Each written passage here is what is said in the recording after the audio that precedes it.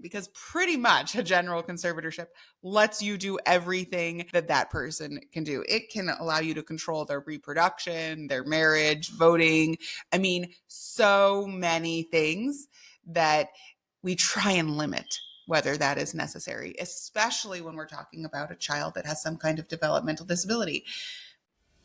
Welcome to Gavels Down, Voices Up, where we flip the script on conventional legal discussions. I'm Rachel King, here to guide you through the murky waters of family law, estate conflicts, inheritance disputes, all of the dramas. We're not just talking about law, we're talking about how it affects your life, your rights, your future, and your money. From the courtroom to your living room, we bring you insights that matter. Dive into each episode ready to challenge, learn, and grow. Ready to change the dialogue? Let's begin. Gavels down, voices up. Conserving your adult child isn't always a bad thing. We think of conservatorships typically when we're talking about seniors that have some kind of cognitive impairment or dementia. And yes, they're great for those situations, but they can also be really powerful and really helpful if you have a child who has some kind of developmental disability, ADHD, autism, Down syndrome, cerebral palsy. Probably not pronouncing that properly, but you get my drift, right? And while they're under 18, you're able to take care of them however you want to because you're parents, and parents have a fundamental right to parent their child. But what happens when your child turns 18? Interestingly, even when there is severe developmental disabilities or cognitive impairment, an 18-year-old by default is entitled to make all of their own decisions. And so you might be sitting here thinking, oh my gosh, my child is about to have all of these powers. It's going to be taken advantage of, can't make a medical decision. All of these things that we've put in place all the way up until they're 18, it's going to blow up because they can't handle it. And that's okay because we have a conservatorship in place. And it is something that you're going to have to take care of. And there's hoops that you're going to have to jump through because, well, it's the court system. But it does give you the power, or a lot of the powers that you had when you were raising them as minors. You can go in and get a conservatorship starting a little bit before they're 18 years old. I've worked with families that are starting this process at 17, so there's no gaps in time. I've also worked with parents that have said, I never needed a conservatorship. And in fact, I've been taking care of my child for years. They're 35 years old. I've never had an issue. But now all of a sudden the doctor's coming in saying, oh, we're not going to let you consent to this surgery. Well, in all of those situations, we can go in and we can help get a conservatorship that will give you the power to continue to help your child through this life process. Doesn't mean that just because your kid is making bad decisions, you can all of a sudden come in and conserve them. I don't know that I would want to do that to my adult child, but my goodness, I'm kind of happy that she's out making her own decisions. If they're bad, they're bad. So we're not looking at trying to take control of an adult, even though the adult is your child, and even though the adult might be making decisions you don't like. We're really looking at individuals that need help with their everyday daily essentials, right? Like helping with getting food preparation, eating, bathing, getting to and from, right? Transportation. The necessities of life are challenging and require additional support. It can also come into play when it's reviewing contracts, right? And we think, oh, my child's not going to need a contract at 18. Well, contracts are everywhere, right? Even things that you don't consider a contract or a skill to make an agreement could be something that your child has a difficult time doing because of their developmental disability. Okay, so now we know there's something that you can do, and you can do it whenever you need to. It's not too late. It can be too early, though. You don't want to start at like 16 years old. So when we're talking about conservatorships, what are we talking about? Well, there's two different kinds, and it really doesn't matter whether you are talking about a child that's turning 18 with a developmental disability or an adult that is, 85 years old and has dementia or Alzheimer's. Conservatorships come in conservatorship of the estate and conservatorship of the person.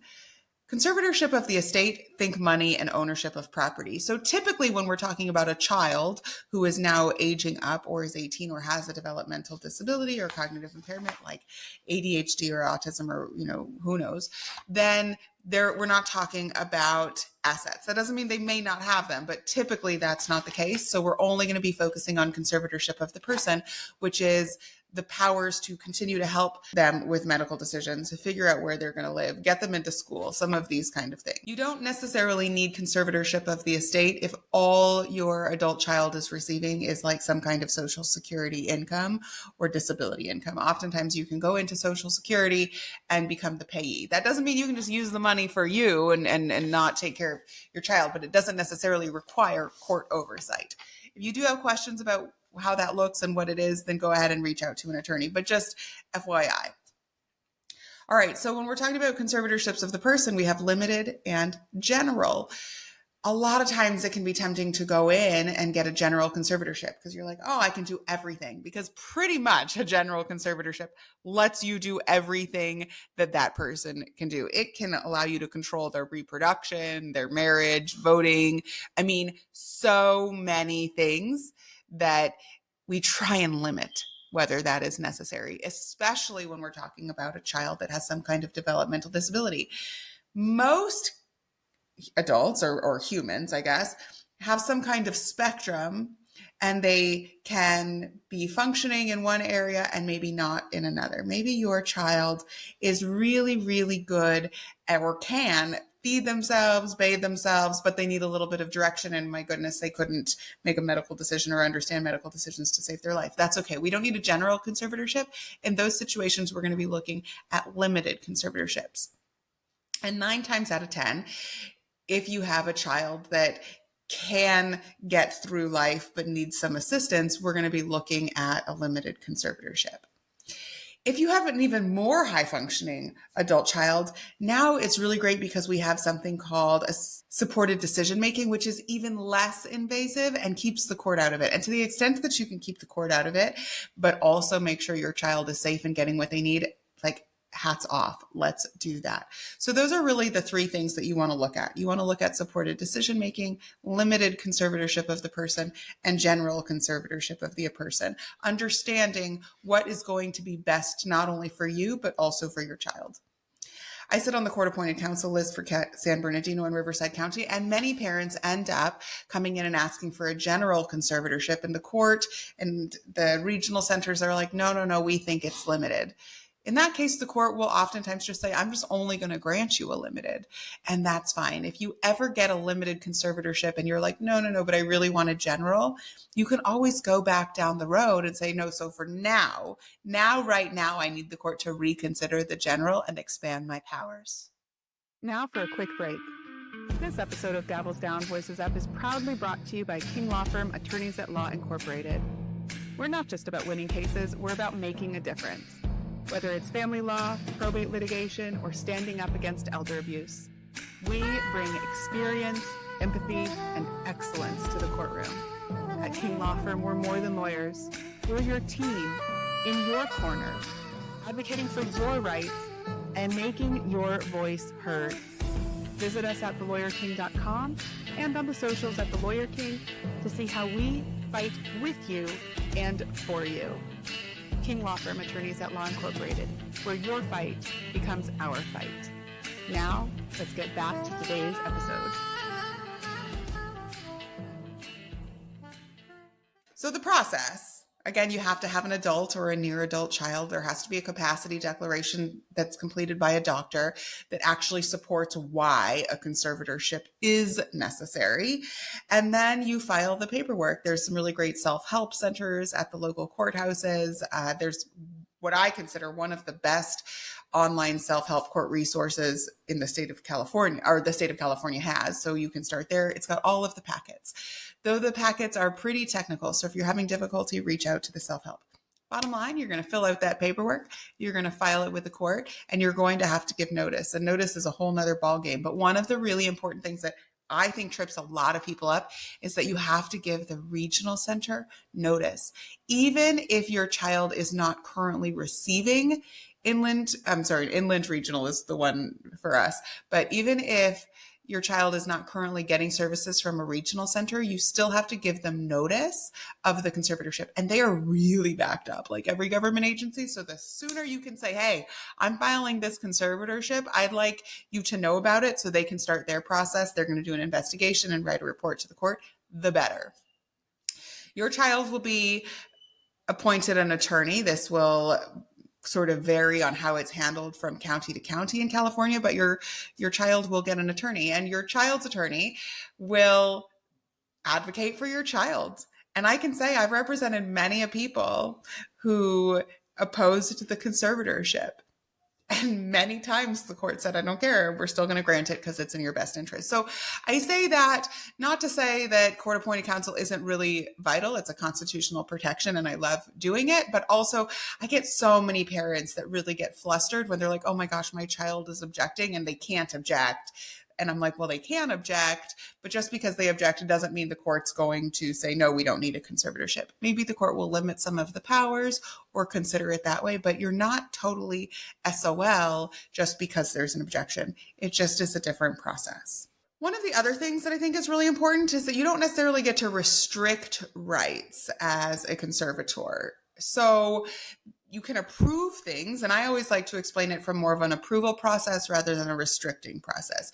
When you're going in to get a conservatorship, look at it more as I need to be able to help approve some of these things that my child needs, getting into school, getting medical care, getting a job, therapies, things like that, rather than I'm trying to restrict my child from being able to do X, Y, and Z. The court doesn't look at it from a point of restriction. They look at it from a point of approval. And so you really just want to be aware of what it is that you're going to be asking and what it is you're going to be allowed to do. If you screw up as a conservator, you can have your rights taken away. And my gosh, this is your child. So I know you don't want that to happen. Understanding what you can and cannot do and what your role as the conservator is super important. In fact, you have to take a class and sign a duties and responsibilities form. So don't just sign the form, read it too. Then there is going to be a court hearing. And again, at that court hearing, there's going to be you, if you have an attorney, your child or your child's attorney, and there's going to be investigator reports and so many things that are going to be going on. The court's going to read it and consider all of it, listen to what you have to say, look at what the doctors have said, and then decide if a conservatorship is appropriate. And then again, what level, limited or full. They're also going to look at what other least restrictive means are available and that you've looked at the other options. Can your child sign a power of attorney or not? If they can't sign a power of attorney, then that least restrictive means doesn't work. So you do want to be prepared, not only through your filings, but as you get to court, to explain to the court why some of these less invasive measures cannot or not practical in your child's situation. At the hearing, you'll be asked questions. I know it can be really scary, but the courts are very, very patient. So just take a deep breath and get through the process. If the court has questions, they will ask the questions. If you've done everything that you were supposed to, you'll know, because when you check the deficiencies on the court website under the probate notes, which I highly recommend you do, and the courts will be so grateful that you did, you can get that information from your local court clerk. Then the court will approve, assuming that's their decision, your request for conservatorship, sign the orders, and sign the letters. Letters, what are they? I don't even know how they got this name, but basically it is the powerful document. Once the court signs the order, then the clerk will issue what's called letters. You have to file them. And that is what you'll take around and you'll be able to use. From a conservatorship standpoint, it's important that you as the conservator understand that you still have to report back to the court over time. It's not going to be like a one and done thing. Even if you're getting conservatorship of the person, even if you're getting limited conservatorship of the person, you're still going to be expected to come in and report to the court on whatever basis the court decides is appropriate. Basically saying, hey, nothing has changed. My child is doing very well, or there has been a change, or I want to move out of state, or whatever it is that's going on. You're going to have to tell that to the court on a periodic basis. So remember, just because your child is turning 18 and you feel like you're losing some of the power, or maybe you're really sad that you even have to consider going in and getting a conservatorship because you feel like you're taking away some of your child's independence, A conservatorship of a child because of a developmental disability or a cognitive impairment is an act of love. It is an act of service. In fact, as an attorney, when I have parents that come into my office and say they want to do this, I actually remind them that they don't have to. There is no legal obligation. I'm so happy that every parent I've ever said that to has said, no, I want to, it's my child. But remember, you're doing everything you can for your child, and this is one step. And it's hard, and it can be stressful, and it's the court, and you may be sitting here saying, I shouldn't have to. And all of that might be true. But we have constitutional protections for your child as well. And this is a tool that not only allows you to continue looking out for your child, but it also protects your child to make sure that they're going to be able to have the most independent and best life possible, given whatever their life unfolds.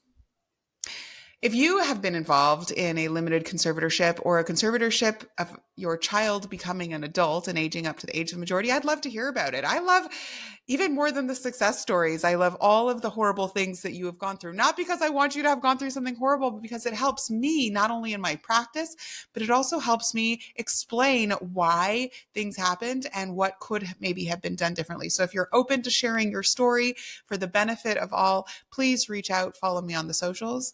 And until next time. That wraps up another episode of Gavels Down, Voices Up.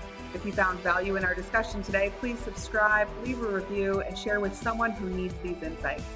Your engagement helps us grow and impact more lives. I'm Rachel King, thanking you for listening and reminding you to speak up, because every voice deserves to be heard.